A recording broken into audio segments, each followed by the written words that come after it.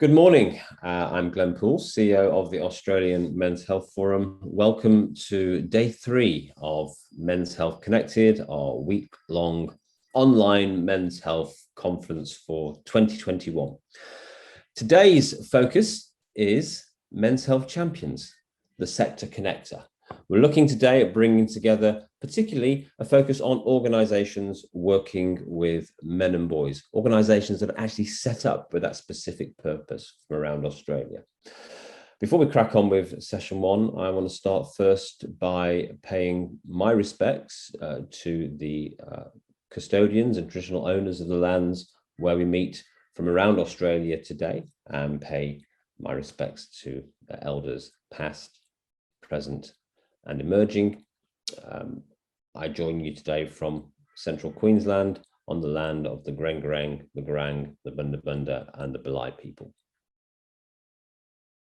So we've got a great event lined up today, 4 sessions and some lunchtime chat as well. Later this morning, and for the first time this week, we've got a couple of streams running either side of lunch. So we'll guide you through that process for the first time of how you join the different rooms that you want to be part of.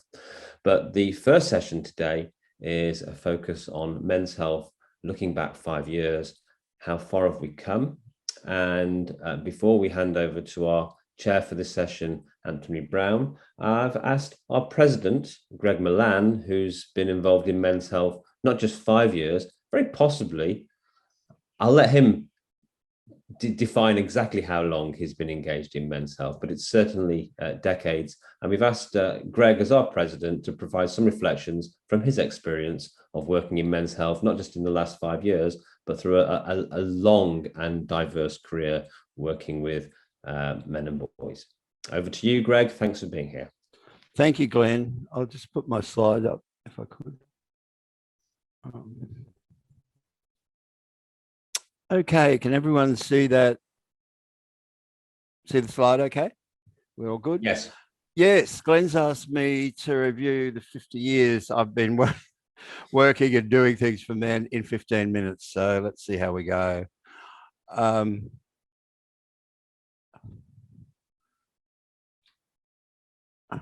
We're not going very well at all at the moment. Okay, I'm going to take you back to 1971 when I was 18 years old. On the 6th of October in 1971, around 80 members of a group called the Campaign Against Moral Persecution gathered outside the Liberal Party offices in Ash Street in Sydney. It was the first gay rights demonstration in Australia, and that first picture, that is me with my hand in my eye. We had long hair in those days.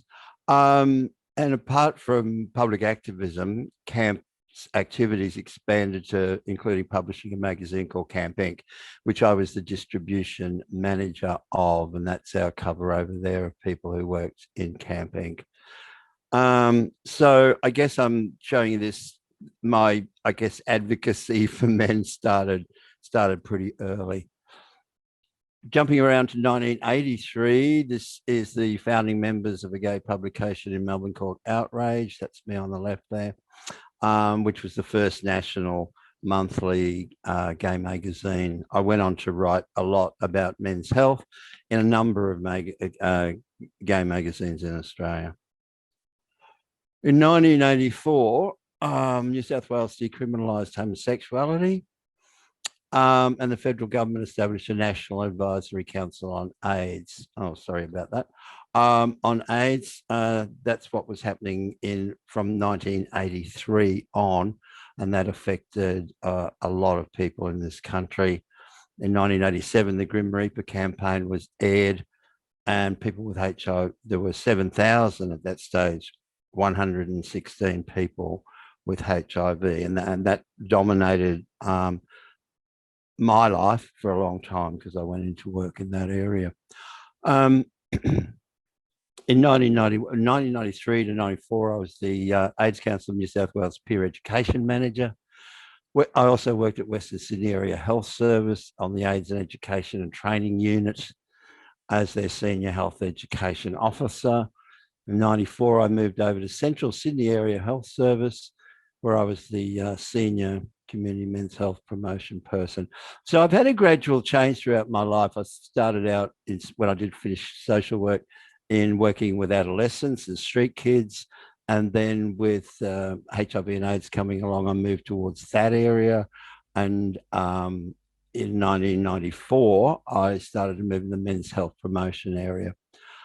And I realized I was mainly working with men most of the time. So I was really, most of my work was concentrated on men. A brief history of AMHF. The first National Men's Health Conference was held in Melbourne in 1995, with the health minister at the time realising that men had a problem, and that was financed, more than one problem, had lots of problems, lots of health problems, and that was financed by the federal government. Carmen Lawrence was the health minister at that time. In 2001, AMH formed for merging two volunteer-run organisations, the National Men's Health Conference Committee, which was just a loose collection of people around Australia who came together to organise conferences, and the Coalition of Men's Organisations, COMAG, of which I was chairman of the board for a number of years. In 2010, the first National Men's Male Health Policy was launched. 2017, AMHF was funded by the Commonwealth Government for the first time. That's really significant because up until then, we had been a volunteer-based organisation with all the work being done by the board. When we formed in 2001, our first president was Professor John McDonald, and I was vice president for many years, off and on. In 2001, as I just said, those two, I was chairman of the board of the Confederation of Men's Organisations and also working as a men's health officer in Central Sydney. I later went on in 2005 to become the AMHF's National Men's Health Conference Development Officer and Vice President. And I moved to Newcastle and was working up here with Lifeline. I was a member for a long time in New South Wales Area Health Service men's health reps across New South Wales. We were the only state that had that set up. And we also produced the first report on, or framework really, for men's health in New South Wales. It was the first in a state in any country in the world. 2006, things became a bit rocky for me. I was diagnosed with acute myeloid leukemia, and I needed a bone marrow transplant, which I've had, and that's cured me of cancer. There's a great photo of me in hospital there having so much fun. But it was a life-changing event. I had a year off work and I stepped down from the board for a year or so to heal myself. In 2010, I wrote and launched Men's Health Wellbeing, an A to Z guide, which is the only A to Z guide in men's health in Australia and the only one written by someone who's not a doctor. Being the kind of person I am, I think, and taking my work seriously from my own experiences, after I got better, I went on to do a lot of work for PCFA, the Prostate Cancer Foundation of Australia. And they employed me to set up support groups for gay and bisexual men with prostate cancer in every capital city in Australia. And we did that, except Hobart. There are groups running in every capital city. The main one in Sydney, Shine a Light, I went on to be with that group for 8 years, just finishing in April this year. And I also run Cancer Mate for men diagnosed with or survivors of any form of cancer. So it changed my work by including the cancer sector in my work. Just stepping back a bit to that moment when I had the transplant, the anniversary of that was actually yesterday. And it's been, I had the transplant in 2007. So I've had 14 years cancer-free. I always celebrate the day that happened. A collection of things here now. 2011, Engaging Men was one of the biggest men's health training events ever staged in Australia, here in Newcastle. in 2013.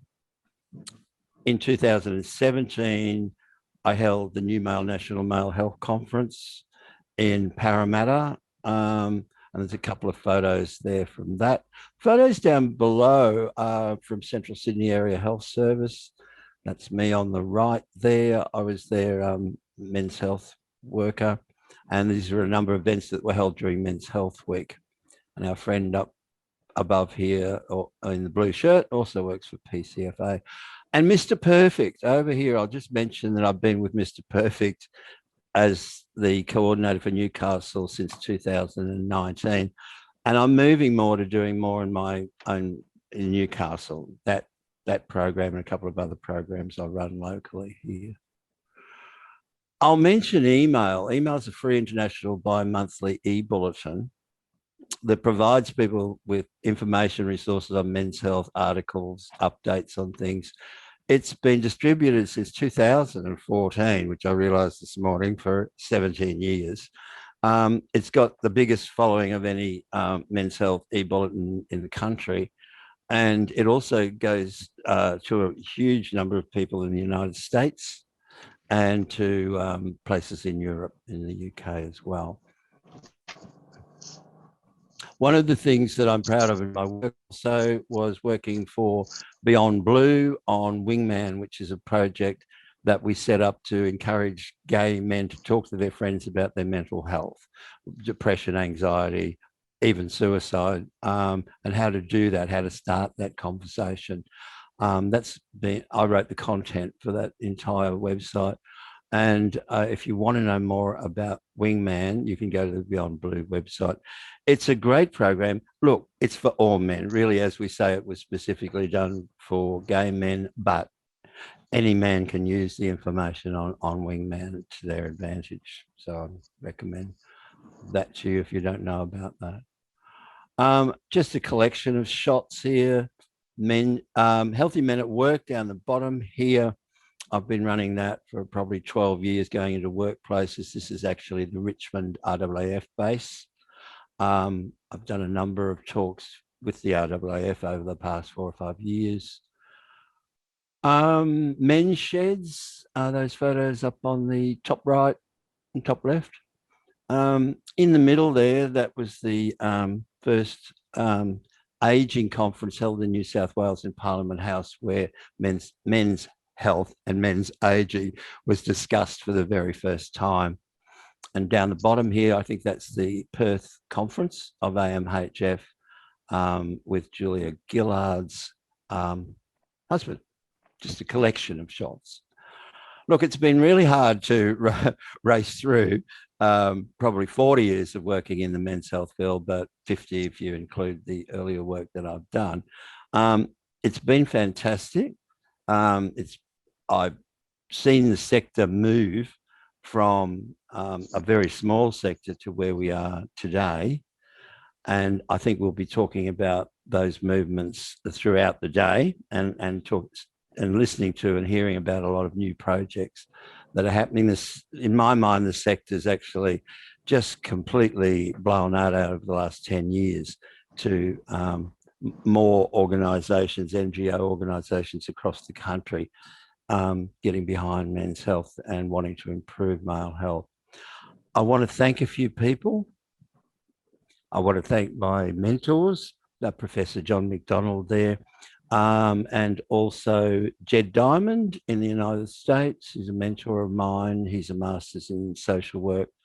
Jed's one of the leading people in the United States in the men's health area, having been working in that area for about 60 years, I think. But also to thank all of my colleagues who work in the men's health sector, particularly Anthony Brown, who's in this session next up, chairing this next session. Also past presidents, Jonathan Bedlow, and I've thanked John McDonald. And I'd also like to mention Glenn Poole, who I've worked with before he got here. I think we were doing some research work in the UK together, and it was about 6 years ago. Glenn's been here about 5 years, I think, and is an absolute dynamo in the field. And for AMHF, we're very proud and happy to have Glenn on as our CEO, and also our amazing staff. I wanted to take this opportunity to thank them and to thank Kim and Sharon for all the very hard work they've put into Men's Health Connected. I'm probably going to leave it there. I'll be around for most of the morning, in and out. If people want to have any discussions with me about anything I've talked about, you can do that during the breaks. So I think I'll end there. Thanks, Glenn. And I'm going to hand over to Anthony Brown to chair the next session. So thank you so much, Greg. Not just for that presentation, and I think you've done an amazing job of trying to put 50 years worth of work into 50 minutes. And you kept the time wonderfully, so thank you. Thank but you. Also, I think that showed not just your personal involvement and personal journey, which is significant, and we all acknowledge and thank you for that, but it also mirrors the development of men's health from a small group of advocates to a small but growing sector. And also, one of the things that 20 years ago when I first met Greg, that the formation of the then COMO and the later Australian Men's Health Forum was the bringing together of so many different strands of men's health and people in men's health. So Greg talked about his beginning in the gay rights movement and working with gay men around health issues. And one of the things that we've done well in Australia is, I think, working to bring together the different strands of the men's movement and people working in different areas and with different groups of men. So thank you, Greg. And I feel privileged that I witnessed and sort of walked with you on 20 of those years. So thank you for all that you've done.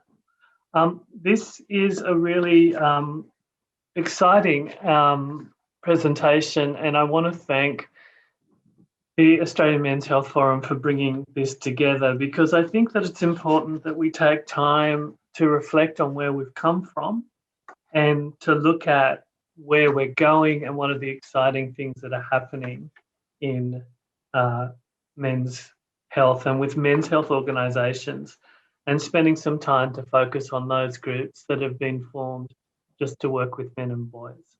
Of course, we're very glad that there are other groups that have male-specific programs and projects, and we obviously want to see more of them, but it's really important to the sector that we have a strong backbone of groups and organisations who are dedicated to improving the lives and health of men and boys.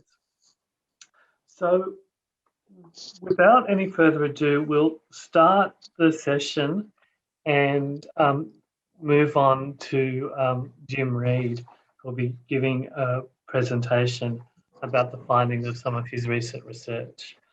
So I know Jim is well known to many people on this call, but for those who don't know Jim, he has more than 2 decades of working with clients across the Anglosphere to anticipate, influence and navigate change. Jim's work brings together high quality research, creative insight and hard-won experience to formulate campaign strategy, tactical advice and communications.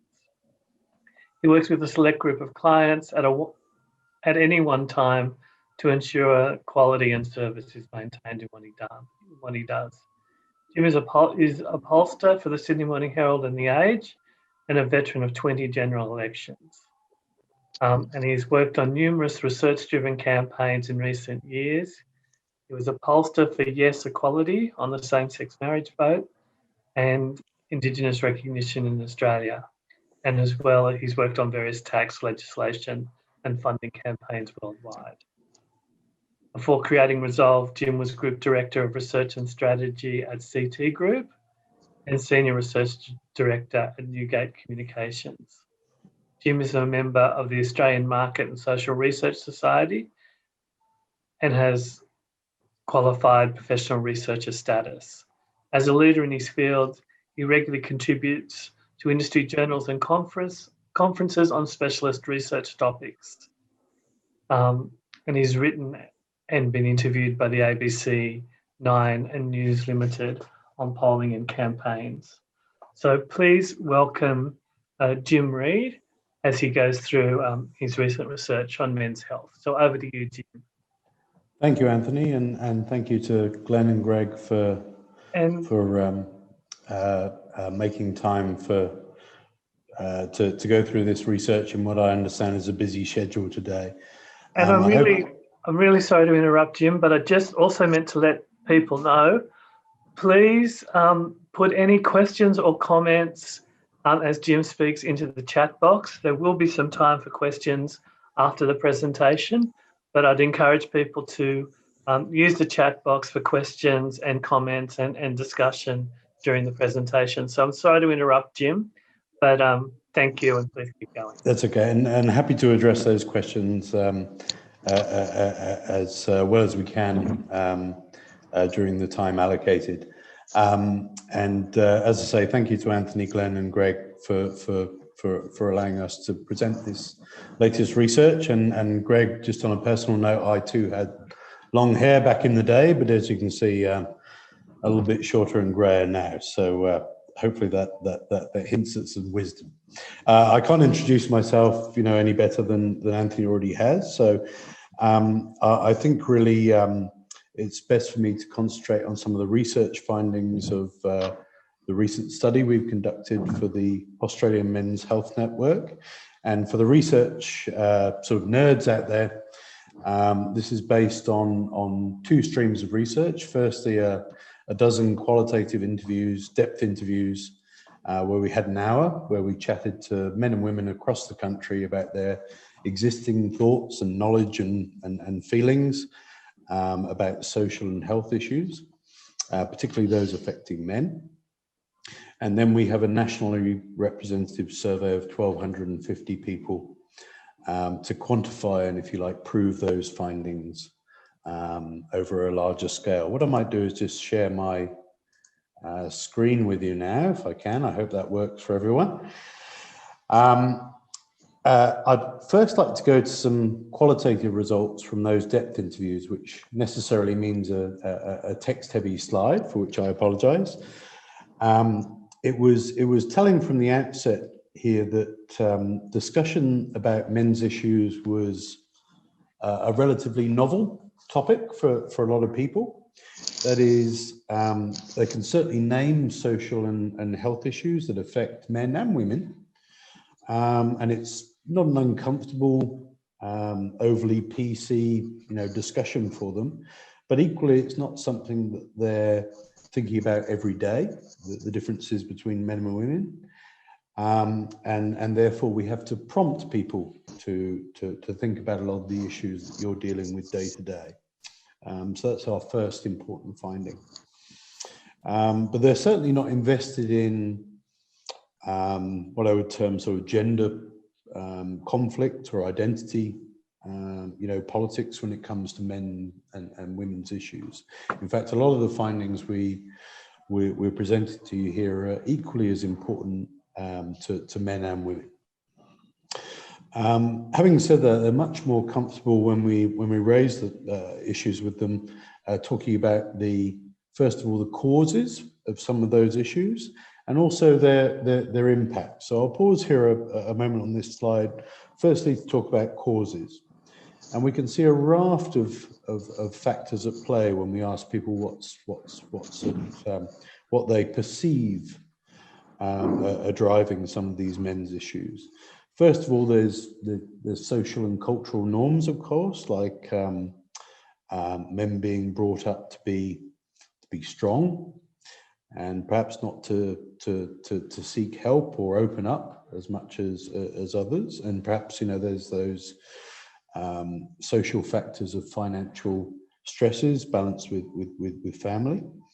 There are some biological factors like a predisposition to some diseases or cancers, for example, or even, what people see as hardwired, risk-taking or aggression. But they can also see individual and personal responsibilities at play. And I think that last point is very important, because the language adopted by Australians when we spoke to them is very often about individual men doing something, like drinking too much or not seeking help from a doctor. Whereas for women, when we talk about women's issues with them, more often the language adopted is of women being the victims of breast cancer or the victims of domestic violence. And I think there's real room there, given these causes, to talk about men dying by suicide or men being killed at work, for example, rather than a man committing suicide or a man dying at work. So there's that nuance in language straight away. But I think that spread of causes, those two or three, sort of causal themes, is also useful, because the very fact that we're dealing with social cultural norms and individual behaviors also tells people that these issues are entirely avoidable and preventable. That is, we can change these things. And that gives people hope that we can do something about them. And then on the right-hand side of this slide, to the impacts of various issues, which we'll come to in a moment. And it's here that we find Australians take quite a traditional view of men very often. Men obviously think that the issues affecting them are important, of course, but it's equally so for women, because when we speak to them, they're also talking about the impacts of these issues on their husbands, their fathers, their brothers, their sons. And we see that they're a major part of the family. And what I mean by traditional views is they also appreciate that men are often a major breadwinner. They're obviously father figures. And so the impact of losing a man to some of these issues is personally relevant across the board, regardless of age, regardless of gender, etc. And this is something, not to labor the point too much, but it's something that we see repeated throughout this research exercise, that men's issues are not, kind of a niche issue or a gender issue per se. It's a societal issue that everyone should be concerned about. And the women we spoke to are just as informed and just as concerned about what we're talking about here. So immediately we see that Australians have a very practical viewpoint about what's going on. So to the next slide, when we do raise and prompt on those issues that may affect men and women, you can see a chart here of how Australians see that issues affect men and women differently. And down at the bottom of the chart in red and pink, you can see that things like sexual assault, sexual harassment, domestic violence, and inequality more generally are seen to affect women more than men. And up at the top of the chart in the dark and light blue, you can see that we have a range of issues that are seen to affect men more than women. Those include things like workplace accidents and deaths, lack of access to kids, men dying early on average. I think the average gap is about 6 years. Suicide, heart disease, and to a lesser extent, mental health issues as well. That picture is reinforced when we ask our survey respondents, what are the priority issues to address for men specifically? You can see a descending order of priorities in this chart here. When it comes to men specifically, you can see at the top echelons, we have mental health, death by suicide, access to children, and workplace deaths, and to a lesser extent, heart disease and other things. That's not to say that those lower issues aren't important per se, But what those top issues are is icons that gain immediate recognition and engagement and traction with Australians. There's something that we call in polling head nod issues. That is, things that people immediately say, yes, I recognize that as a priority, because we have that immediate recognition. That is, they are easier issues to talk about for us. And indeed, you can see when we plot those two charts against one another, we have the gender split on the horizontal scale with men's issues on the right and women's issues on the left. And on the vertical axis, we have how much they are a priority for men. Those issues seem to be affecting women. If you can see my cursor in the red box, are obviously low priorities for men. And up on the top right-hand side in the green box, you can see those priority issues for men, including mental health, death by suicide, access to kids, and workplace accidents. And to a certain extent, they're interrelated, of course. I'll just pause for a moment to focus on mental health, where people often talk about stress and anxiety and depression and the like. And it's paramount here, really, when we ask people to say, why is this so top of mind for you? Why is it so important? It's a newer issue. People want to understand this issue because it has real importance. It seemed to be a growing issue in the context of COVID and lockdowns and job losses and media coverage. And it's also perhaps not addressed in the same way that physical health already is via the health system. And what I would say lastly is that it's almost a bit of a catch-all in that when we talk about mental health, it very often crops up when we talk about other issues. Not only is it a root cause of some other issues, it's an issue in itself, and it's also an outcome of some of these issues. So it's incredibly powerful. It's something to factor in for your thinking on other issues for that very reason. We also have this lower blue box that contains heart disease and men dying earlier on average compared to women.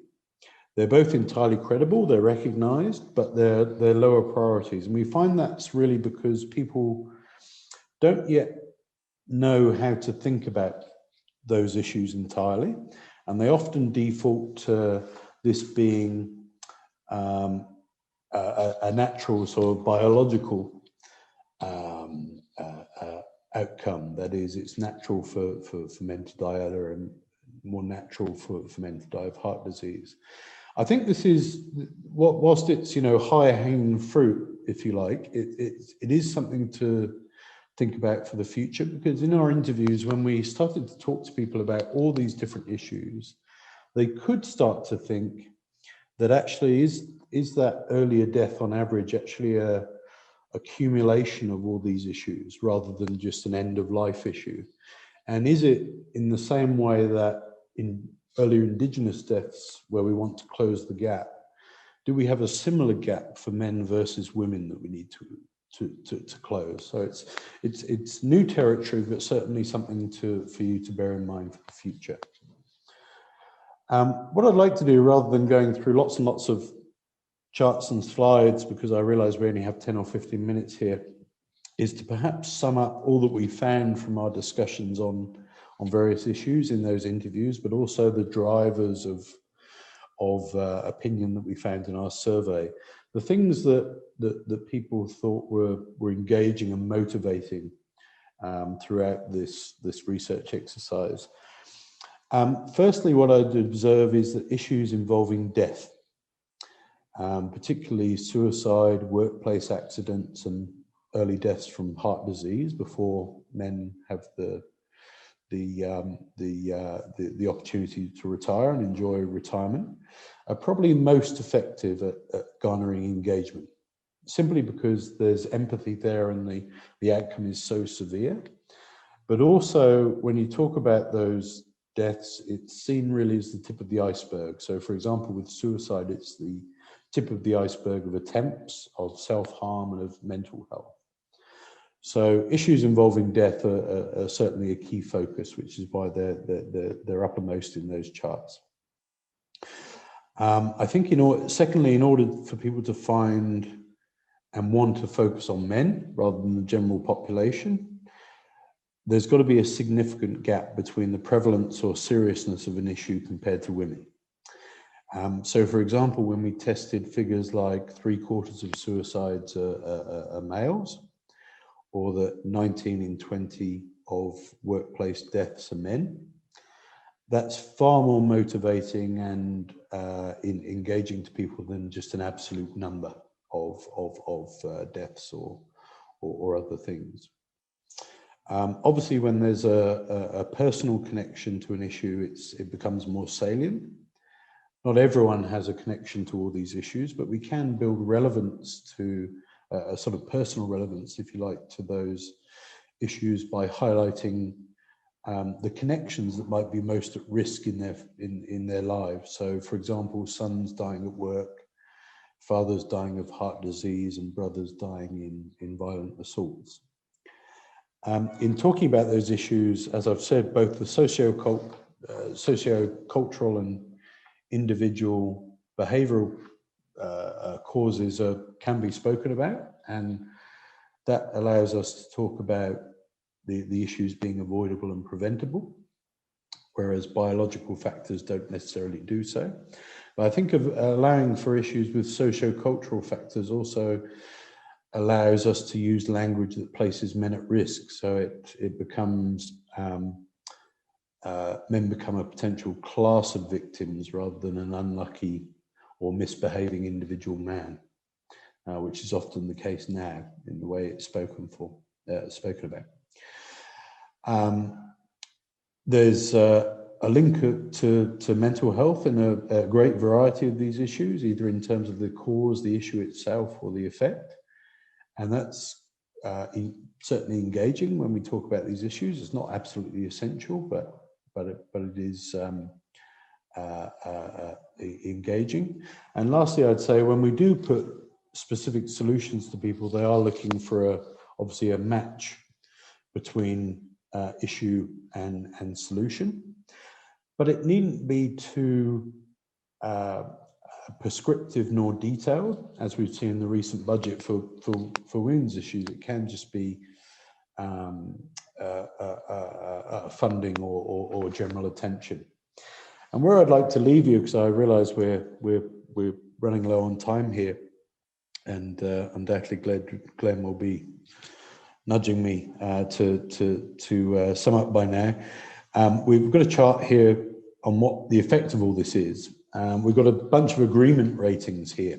The green is agreement and the red is disagreement, with various statements about men's issues. And to cut a long story short, they all got very strong majority agreement, ranging from about 80 to 90%. And that agreement, by the way, is consistent across genders, states, ages, voting intentions, swing voters, marginal seats, whatever it happens to be. So this is a universal observation. First, the one or two ratings at the top, we can see that there's almost universal agreement that it's okay for governments, and by inference you, by the way, to talk about men's issues. The reason why we tested that is a little bit of a safety check, given the public focus on women's issues recently. You know, is there a comfort in or nervousness about talking about men's issues?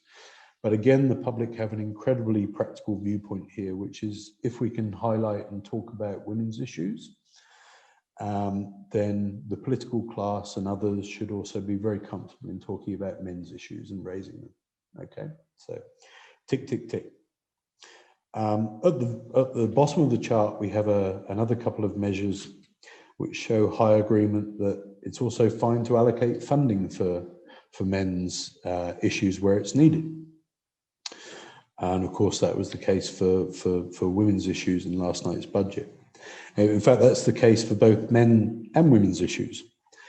And then finally, you know, just without labouring the point too much on this practical view, we have 3 ratings that show there's strong agreement with that very practical perspective that it doesn't matter whether it's an issue affects men or women more, only that we act on those issues on that evidence base, and that targeted support is entirely acceptable regardless of gender. So we really have that. I wanted to leave you on that positive thought, because it not only says that you and governments have license to talk about all this publicly, so don't be nervous about doing so.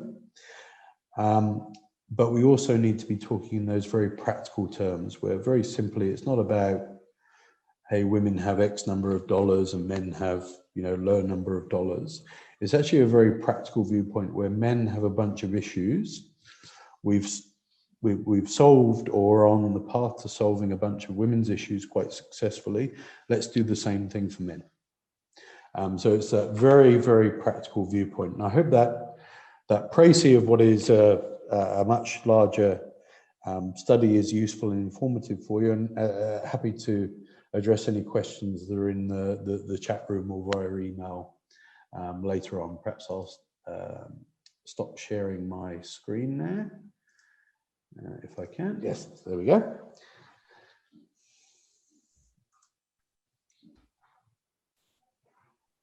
Thanks so much, Jim. I know that this research that you've just presented really is, I think, groundbreaking in many ways and really helpful for those of us who've been working in men's health for so long, to confirm what we've always hoped, that there is a strong practical support for solving not just men's but women's issues and concerns as well, and support generally around speaking up about men's issues, because in this particular climate, that's something I think a few of us have been unsure about. So what I just, before we move on to a discussion about this with Glenn and Neil, Jim, I'd like to ask you, in your experience as a pollster and sort of advising groups who are trying to bring about societal change, what's the best thing that you feel that that the people on this this call and that sort of people working with men and boys can do to best use these results to help bring about more positive change for men and boys? Certainly. Well, I think hopefully this is buoyed and encourage what you're already doing. So one of the macro takeaways from this study for me is that don't be afraid to be talking about what you're doing, and to ask people for their support, and to ask people to be engaged, because people, when you prompt them on these issues, recognize them and recognize that targeted solutions are absolutely fine. It doesn't have to be an equal split between men and women. If men have issues, let's deal with them. That's the very practical viewpoint. And I guess secondly, I'd say that from a sort of political funding perspective, or political attention perspective, these sort of figures will give governments a great deal of comfort that they can also talk about men's issues. There's not that hesitancy in the wider population, as opposed to the noisy sort of Twitter sphere. Really,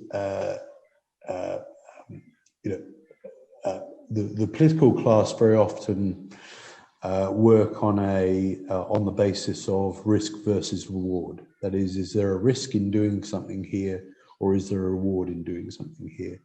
And I think this research very firmly says that there's no risk in talking about men's issues, and there's great reward in dealing with men's issues, both from a policy and outcome perspective, but also from an electoral outcome perspective. I would draw both those things. So I'm not just talking about politics here. That's very helpful. Thanks, Jim. There's been a few comments in the chat, people commenting on how useful and valuable they think this research is, and messages of thanks and congratulations. There's a couple of questions, but I'm just aware of time, and we might try and come back to those questions just later in the presentation, because I do, excuse me, I do want to move on to a discussion now around these findings with Glenn Poole and Dr. Neil Hall. These are two people who, again, I think probably don't need a lot of introduction to people on the call. Glenn's well known, I think, to most of us as the CEO of Australian Men's Health Forum. Greg mentioned work that Glenn's done in men's health over many years and decades, both in Australia and in the UK. And in his role as CEO of Australian Men's Health Forum, Glenn's responsible for the running of, our peak body for people who are working to improve the lives and health of men and boys in Australia. But I'd also like to introduce Dr. Neil Hall. And Neil is a senior academic at Western Sydney University and is the Director of Programs for Social Work. He's also the lead academic for the university's Men's Health Information Resource Centre, and he oversees the Commonwealth Male Health Initiative grant for the centre, which runs Men's Health Week and the Mengage website. And his main area of research are areas around the social determinants of health, wellbeing, and suicide prevention for men and boys. And in the spirit of full disclosure, I have to say that I'm also an adjunct fellow at the Men's Health Information Resource Centre, and Neil and I have worked very closely over the years. So just ask both Neil and Glenn, and maybe just starting with Glenn, about reflections, Glenn, from what we've just heard from Jim. Yeah, thanks, Anthony, and thanks, Jim. I mean, I've been working very closely with Jim on this research, so I've got a bit of a head start on the whole process that we've gone through to get to these initial findings. To pull back just a little bit, in terms, Greg gave us a fantastic 50-year sort of overview, and we're trying to focus in now on sort of the last 5 years and where are we today. I just want to remind people that whilst Australia was one of the very first countries in the world and still one of the few countries in the world to have a national male health policy, thanks to the advocacy work of the men's health sector in Australia, that in 2016 the policy wasn't really active. There'd been a bit of funding in the first 3 years, and then from roughly, and correct me if I'm wrong, anyone, but roughly 2013 to 2016, there was very little happening in terms from that policy space. And so there's a piece of advocacy done which resulted in a commitment to review and renew the men's health policy in around about 2017. So in the last 5 years, we started off going backwards in many ways, having put men's health on the agenda, and then we've started to go forwards again.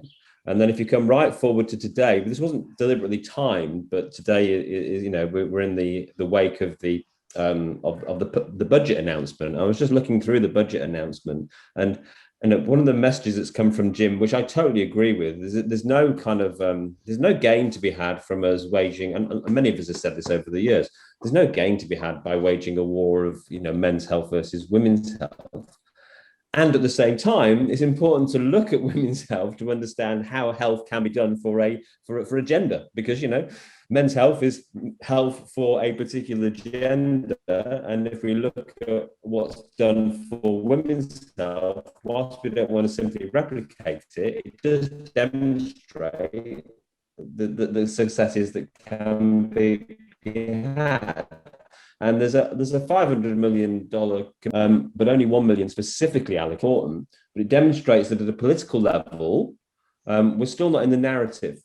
And some of that is simply that certain issues are, I mean, just skimming through this 230-page document this morning from the Department of Health, there's things like commitment to support FIFO workers who are mostly men. So a lot of the time there is money going in towards men, but it's not being sort of like, it's not being spun at a political level as men's health.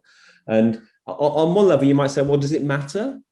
But yes, it does, because if men's health is not a thing, and men's issues are not a thing in the mind of the public and the mind of politicians, then it can easily be missed and overlooked and drop off the radar. So I think what we're getting from Jim is, for those of us who you know, wearily come to the conclusion, and we all do it at times, that no one cares about men's health. Actually, it's not true.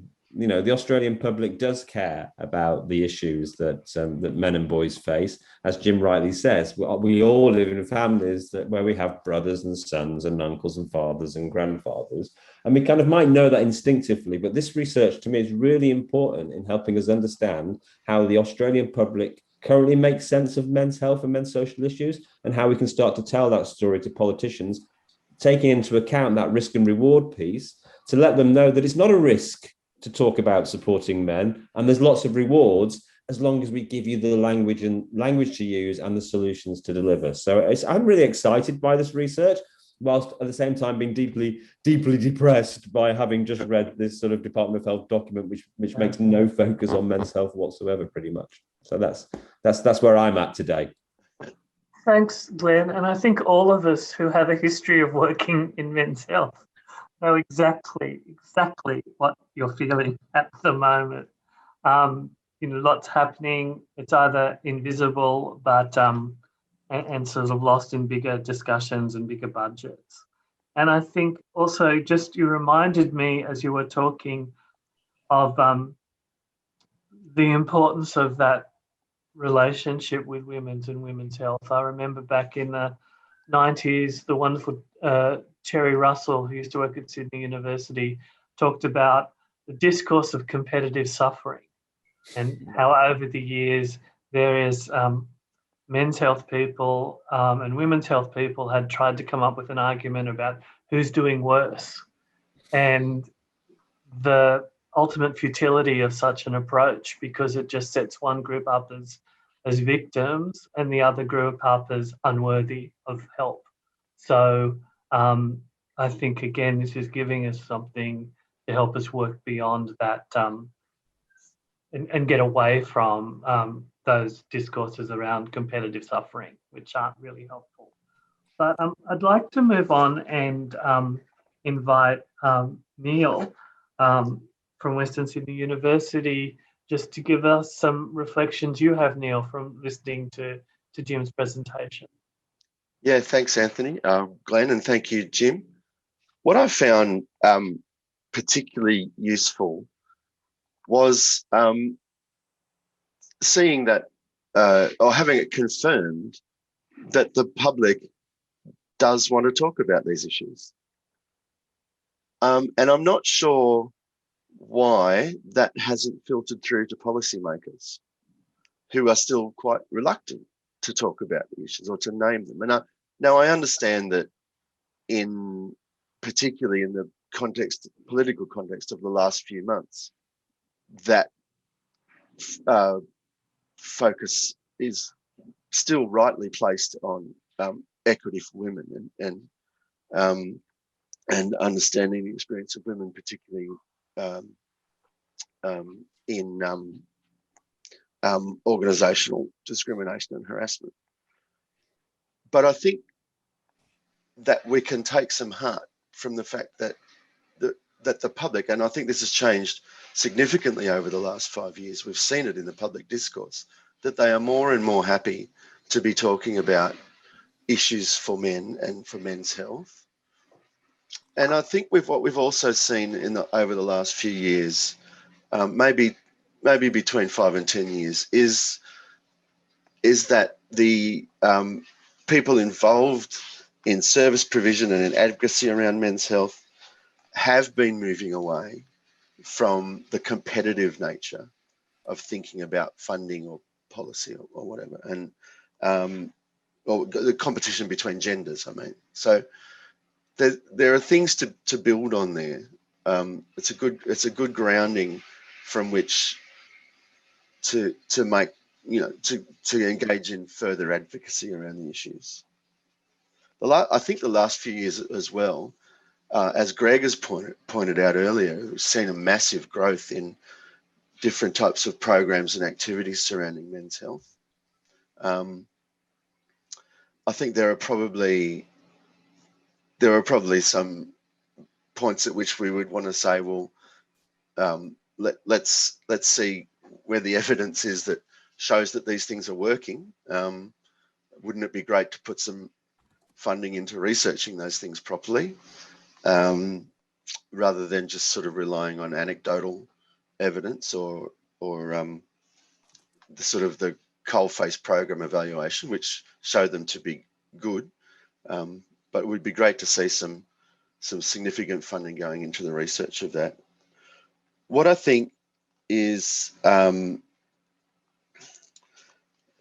I think that there's this sort of it's not a leap of logic. I think it's just a disconnection between what Jim showed us the public are saying and what policymakers have done, is that we had a pretty good policy back in 2010 that was developed through significant consultation right around the country, and was founded on what we call social determinants of male health and well-being. But a policy framework that didn't actually really lead to program funding. And so the new advocacy around revisiting the policy and developing something new has actually created a funding program under the Commonwealth government,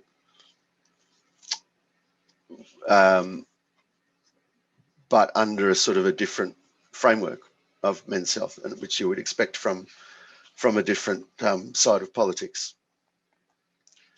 One of the other interesting things that's happened in terms of policy is that to some extent in New South Wales, the development of the New South Wales male health strategy came as a result of, kind of cashing in on the nature of thinking, well, women's health has a strategy, why doesn't men's health?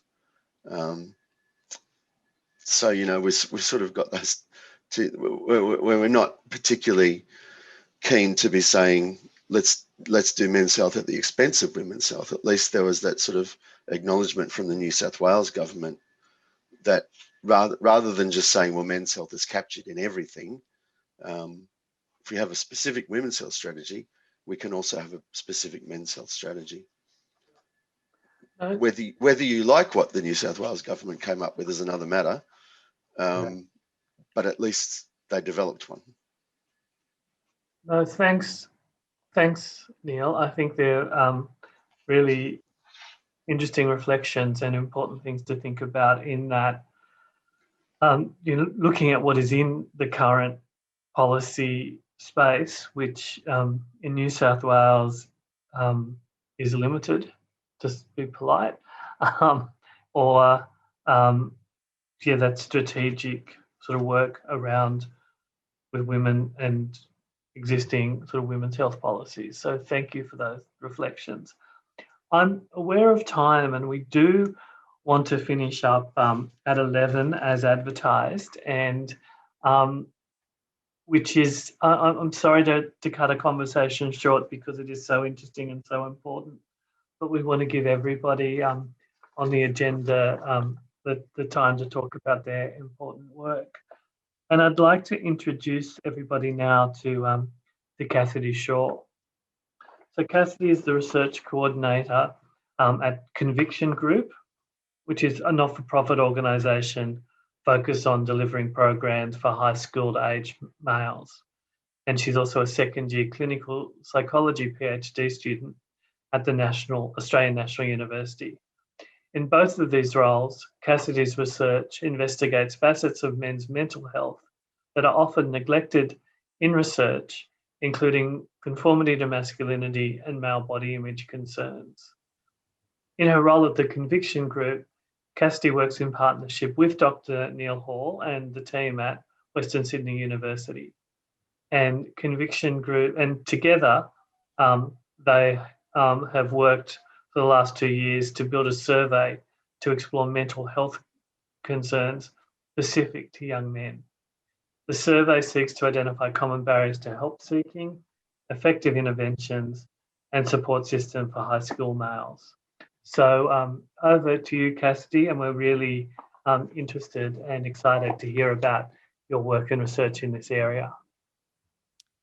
Thanks so much, Anthony. I'll share my screen with everyone now. It says the host has disabled screen sharing. Am I able to? Should be good to go now, Cassidy. Oh, good to go. Perfect. Thanks so much.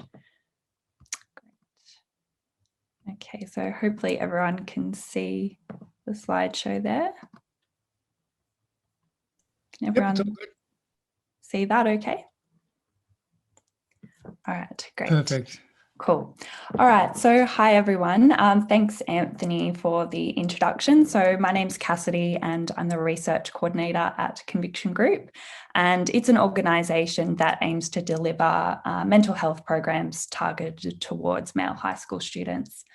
And as Anthony said, I'm also doing my PhD in clinical psychology at ANU, which also focuses on men's mental health research. So very excited to be talking here today. So today I'll be talking about conviction groups and how we've developed over the last 5 years, what we've been able to achieve and some of the changes that we've been able to see, as well as a recent pilot study that we've been conducting with Western Sydney University and some of the results from there, which are quite interesting. So to start off with, I'll talk about Conviction Group's beginnings. So Conviction Group was founded in 2014 by Chris Lee on the left there and Marco Capobianco on the right. Marco and Chris noticed that young men over proportionally were represented in terms of poor mental health outcomes, particularly in terms of suicide statistics. And at the time, there were few organisations targeted towards men's mental health, but very few, if any, that catered towards educating young male high school students on mental health tools. So Marco and Chris wanted to intervene and created what we now know as Conviction Group. So their vision was to see a generation of empowered young Australians capable of taking responsibility for their personal health. So to do this, they want to encourage young people to reevaluate their perspectives on pivotal issues concerning their health and equip them with the tools to enhance their decision making. So to do this, Marco and Chris developed 3 different programs to be able to do that. So I'll talk about each of these programs and what they've looked like over the past 5 years. So starting firstly with the Young Men's Health Forums. So prior to coronavirus, we held 3 forums each year, and at each forum we would see around 250 to 300 students from 20 or more schools across Sydney. So by the end of the year, we would have reached around 900 students, which was great. And at these forums, we have a range of expert speakers. So these were the speakers we had planned for our 2020 forum, which unfortunately didn't go ahead. But as you can see, we've got a range of great speakers there presenting on a range of different topics that cover our 3 broad domains at Conviction Group, which are mental wellbeing, masculinity, and healthy relationships. So this is a bit a picture of our forum, I guess. So you can see we've got our students there and in the white t-shirts and black jumpers, we have our Conviction Group facilitators. So one facilitator is allocated to a group of around 8 students and they spend the day with them. And after each expert speaker, they will facilitate group discussions. So they'll sit with them, discuss some of the main themes that came up during the talks with them. And often this is a nice time for students to share personally relevant circumstances or their own reflections on the speakers' talks as well. So over the last 5 years, we've seen close to 3,000 students at these forums. And they're quite well regarded, with 96% of the students recommending the forum to others, and 90% saying that they'll continue to discuss the topics addressed at the forum. This is really great because these ratings are from 15 to 16-year-old males, which is great to see. And the reason we target this age group is this is where we start to see the onset of poor mental health outcomes. And so we believe that by targeting them around this age, not only will that contribute to better mental well-being during that age, but also at later stages of development as well. So we also have boys mentoring programs. So this is made available through the PDHPE program at their school. So we embed this, our modules into their PDHPE curriculum. And we offer this to year 7 to year 11 students. And we have a range of different modules, but here are just a few of the ones that we offer there. So over the last 5 years, we've seen close to 900 students through our mentoring programs, and they are quite well regarded and quite well rated by our students as well, as a lot of them are saying that it's changed their perspectives on the following topics, with our modules on alcohol and drugs being really informative for this age group as well. We also deliver school presentation workshops. So at these workshops, we have our conviction group volunteers come and deliver a talk for 1 to 2 hours. This can often be to co-ed schools as well, so we're able to reach a more diverse group of students. And we deliver talks on these 4 topics, so mental wellbeing, alcohol, drugs, and healthy relationships. Our school presentations have gone quite well over the last 5 years. We've been able to see close to 7,000 students through our workshops, and each of the different topics have been quite well regarded as well. Okay, so now I'd like to talk a little bit about the research partnership that we have with Western Sydney University and Neil Hall's team over there. So this developed at the end of 2018. So a mutual connection here provided a unique opportunity for Western Sydney University and Conviction Group to meet and discuss a research partnership for the purpose of promoting the health of young males. So at the end of 2018, we noticed that we have a lot of young males involved in our programs, and we thought we consider each of them a very valued member who could communicate their experience of what it's like to be a young man managing their mental well-being during this time. And we wanted to also step away from a deficit style model, and instead of exploring, well, what makes young males unwell or contribute to these poor mental health outcomes, and look at rather what do they already know and what are they already doing well. So with Western Sydney University, over the last few years, we've had a few different research projects. So the first one being our 2019 pilot study. So Neil Hall and our team worked together to develop a survey, which was quite exploratory in nature, and we just wanted to understand broadly their perspectives. And we collected data during our September forum in 2019. So I'll talk a little bit about those results in a second. Since then, we have further developed the survey and added in items, modified items, removed some items that didn't quite land very well, and got a really nice finalized survey together.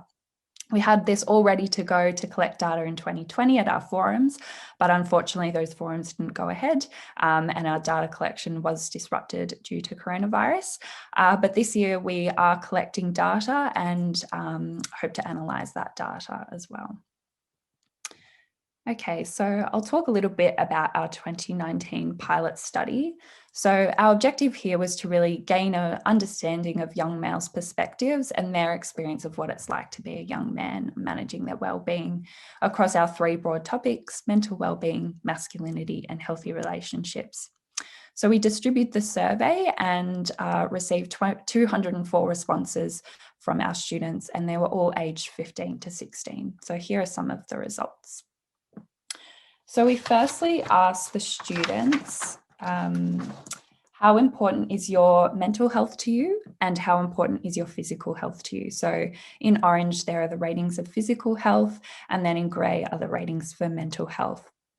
So what we found here was that physical health was still more likely to be rated as extremely important or very important, with a 12% difference here in extremely important ratings between physical health and mental health, and a 6% difference here in terms of very important ratings. So we're not seeing them as equal yet, and maybe we may not ever see that, but we're still seeing quite a big difference there.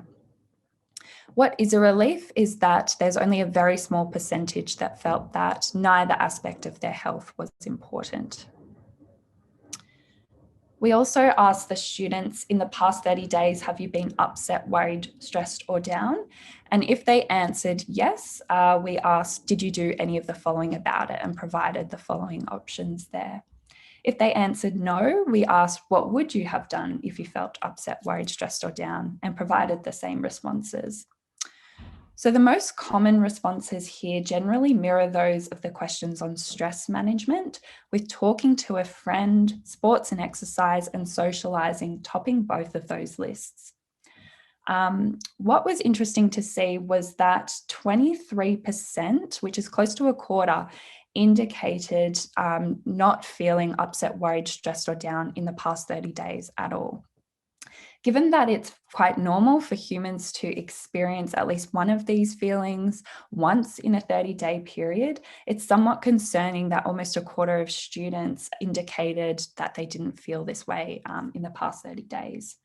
It's conceivable that this omission may point to low emotional awareness or not wanting to admit that they felt that way. So that's something that we want to explore a little bit further, is this idea of emotional awareness, and at what point would they seek help. Even though a small percentage selected searching online, none of the young males identified calling a support service as a viable option. There's some discrepancy in the data here, as later results suggest that some participants had in fact sought help from a mental health professional.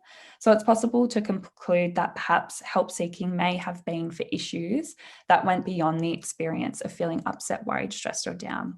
So perhaps these young men are only seeking help if they're experiencing quite severe or high levels of distress. And that's something that we want to explore a little bit further in our 2021 study. We also asked the students, have you ever sought help from a mental health professional? And if they answered yes, we asked what made it easier to seek help from that professional, and provided the following responses. And if they answered no, we asked, well, if you ever required help from a mental health professional, what would make it easier to do so? So knowing that I needed to talk to someone is the top answer for both those who had sought help and those who had not, which paints a similar picture to what we were seeing before in the previous question, that it's that emotional awareness and mental health literacy of at what point do I need to seek help, and that intrinsic knowing that perhaps needs to be improved in this demographic. Well, also seeing that external factors may play a role as well, with things like recommendation, encouragement, and referral having a combined response of 27%. So perhaps these external nudges from family members and friends could really provide or be a facilitator to help seeking, which I think really goes to what Jim was saying before around men's health is not just a problem that's specific to men, it's the society more broadly, particularly friends and family. They can play a huge role in terms of facilitating help-seeking behaviours in young men.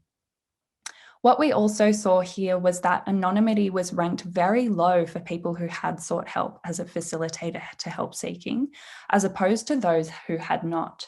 So this finding could indicate that it's the fear of being known or seen that acts as a barrier to going to a support service for the very first time. But this fear may dissipate after having been to that service already. So that's quite interesting to see as well. We also asked who are these young men are most likely to go to for advice on relationships. And what we're seeing is friends play a huge role in terms of providing advice, providing emotion regulation strategies, and a source of stress management as well. And mothers also actually play quite a big role here. What was interesting to see is that teachers don't appear to be a trusted source of advice or an option for talking about feelings or a pathway for seeking help. So that's something we want to explore a little bit further in a larger sample as well in our 2021 study. We also asked the students what the top 3 characteristics of being a healthy male are, with the top ones being happy, respectful, and strong. So we're seeing perhaps maybe a generational shift here in that the students are valuing these values as opposed to traditional masculinity norms of independence, stoicism, or control, which we may have typically thought or seen to be the case in young males. So it's great to see a shift there. So overall, mental wellbeing attitudes and practices of the young males hint at some new territory, as there's evidence of a generational shift in young males, offering an alternative discourse to traditional masculinity in relation to talking about feelings, but there's still some way to go in terms of building that emotional awareness, building that mental health literacy, and help-seeking behaviours. So our 2021 project, as I mentioned before, we made some modifications to our 2019 data items.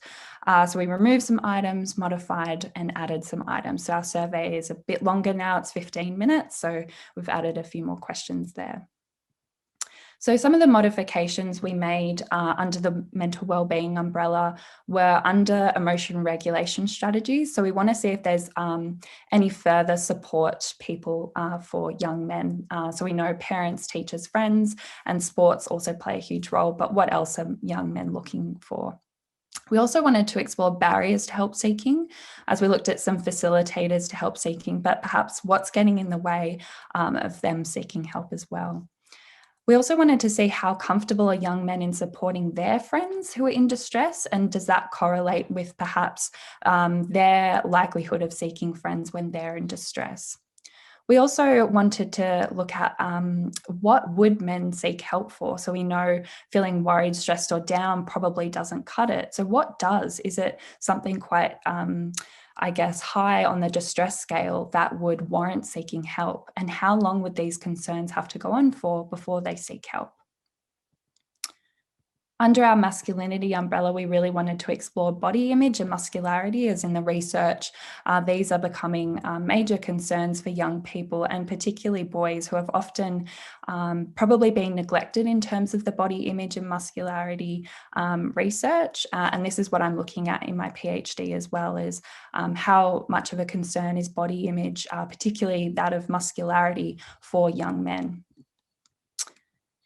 Under our healthy relationships umbrella, we wanted to once again ask who they go to for advice, but specifically for romantic or sexual relationships. We also wanted to see the role of emotional support that's offered by these young men in their friendships and romantic or sexual relationships, and what qualities are young men looking for in their partners. We also got some advice around asking questions in relation to sexualized media and pornography, as we wanted to understand their perspectives on its function. So does it function as a learning tool? But we also wanted to see their perspectives on how realistic it is as well.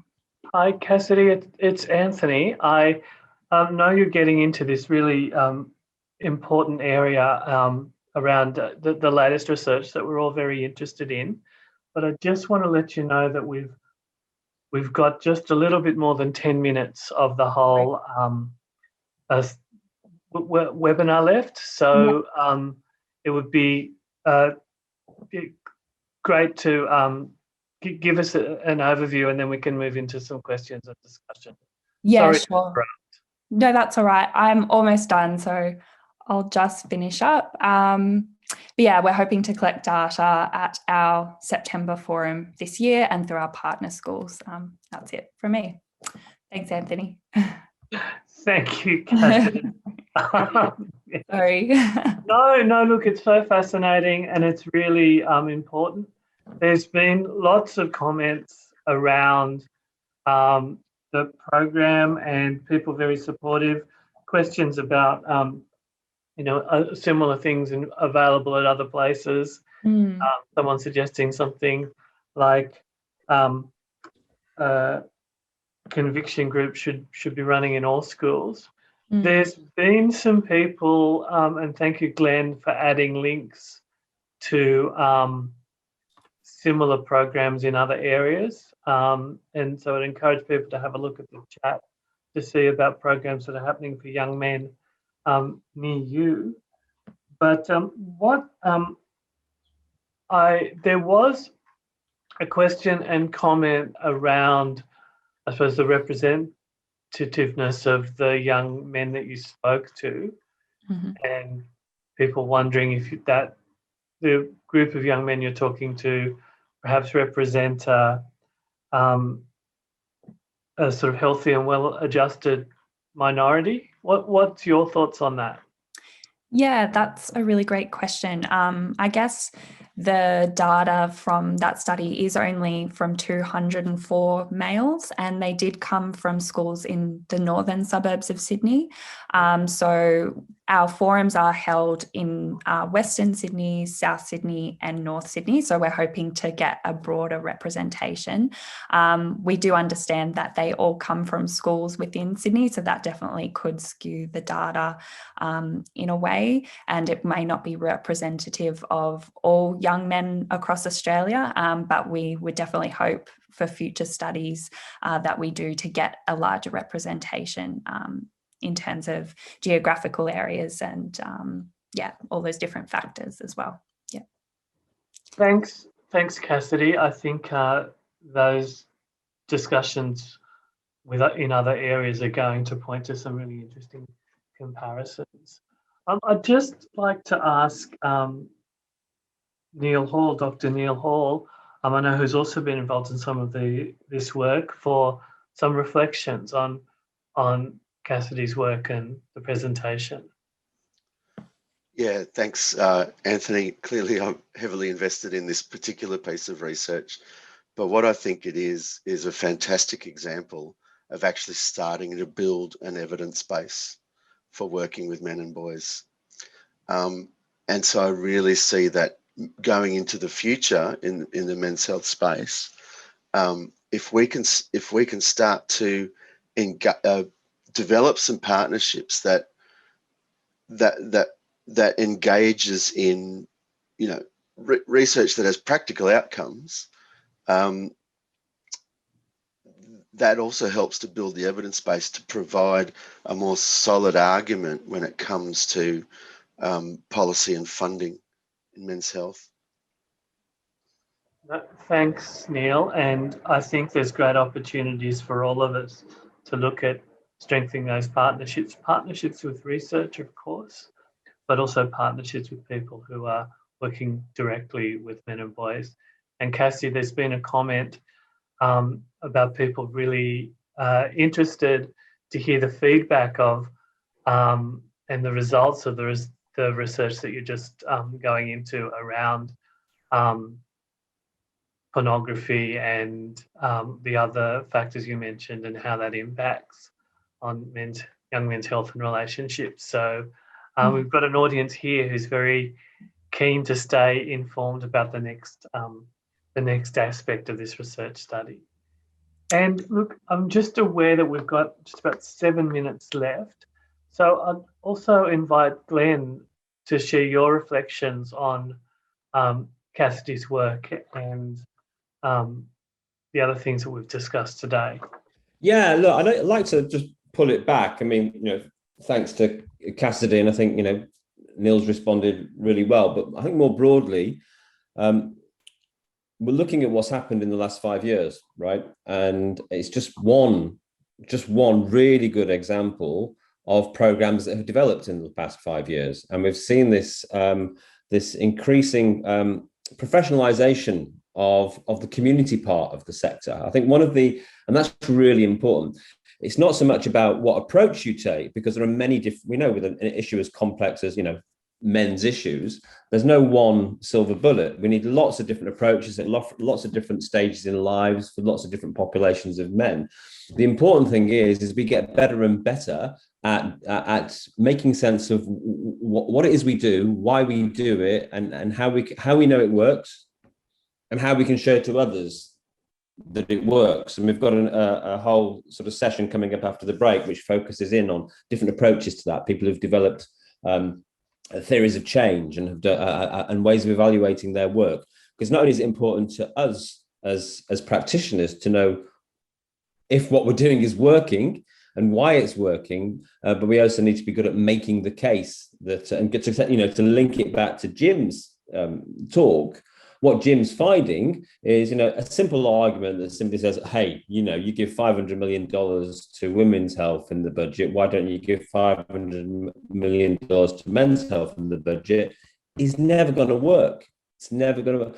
Nor is it a good argument, actually, because even if we were given $500 million to men's health, you can guarantee that would be then, farmed out to the who who were skilled at winning large government funding projects, right? What we actually need is to build the long-term capacity of the sector. How many times have we all seen something become the flavor of the month, which is it working with separated dads? Is it working with new dads? Is it working on men's mental health? Working with male victims of sexual abuse is something we've seen in other countries, where small organizations who don't have this thinking in place but are doing great work often, they're doing great work, make a lot of noise and make the case for their issue to be addressed. And then government comes in because they're concerned that the public's interested in the issue, announces a big chunk of funding for 3 years. And then large organizations who don't have a long-term commitment to working with men and boys swoop in, take the funding, do some okay work for 3 years. And then as soon as the funding's not available, they switch their attention to something else. And I think we're still in that risk position that we don't have. We're very good. We're still pretty good at highlighting the problems that men and boys face. And Jim shows that the public is certainly willing to back that argument, but we're not as good yet at actually demonstrating that as a sector, we have the solutions. And so I think what the work of Conviction Group demonstrates is that there are ways to approach what we do that actually help us build that evidence base. And it's important because, people get very funny about that. They'll be like, we know it works. We don't need to prove it works. We know it works. But, to be mature, to be a mature sector, we do need to find ways of demonstrating that the work that we're doing works. So I think there's definitely been a shift in the last 5 years. There's definitely more specialist men's organizations, and many of them are placing a strong focus on building a sound evidence base. But I still think there's a lot more to be done. I feel that's where we're at. I think there's optimism because of the growth of the sector, but also just a note of challenge or caution that if we don't do more to demonstrate our worth, then we will continue to struggle to find funding and support at a policy level.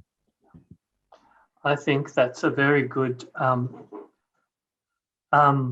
note to end on, actually, Glenn, and reflect on that as we go forward. I don't see that as something pessimistic. I actually see it as an optimistic and a practical thing that we can all work together on to make sure that we consolidate the good work that's being done, that we actually build up an evidence base that we can share with others. Even as you say, most of us know the good work that we're doing works, but we have to be able to convince others, and particularly people in Treasury, and that this is value for money and value for their investment. So that's fantastic. I want to thank everyone for your participation today. They're not just our wonderful speakers. Thank you very much, Jim. Thank you very much, Cassidy, not just for taking time out of your busy lives to give this presentation, but for all the work that you're doing around this and for your valuable research. We all really appreciate it and see the value of it. Thank you, Neil and Glenn, for your participation today, and also Greg for kicking the session off with, I think, a really valuable reflection, as I said, not just on one man's personal journey through men's health, but also that snapshot about how men's health and men's organisations have developed over the years. So thank you, Greg. Neil's put a link into the chat where people can download the reports of the young men's health studies that Cassidy's introduced us to. So I'd encourage people to have a look at that. Thank you, everybody who's contributed in the chat. I know we haven't got to everybody's questions, but we've really appreciated that, and the chat and the discussions, have been really interesting. So thanks for your participation in that. As Glenn said, there's more happening and more happening after lunch. So I hope many of you can join us for the rest of these discussions. And I think we'll end here and say thank you to everyone, and especially thank you to Australian Men's Health Forum for organising the session and these series of sessions on Men's Health Connect. So thank you, everybody, and goodbye. Thanks, Anthony.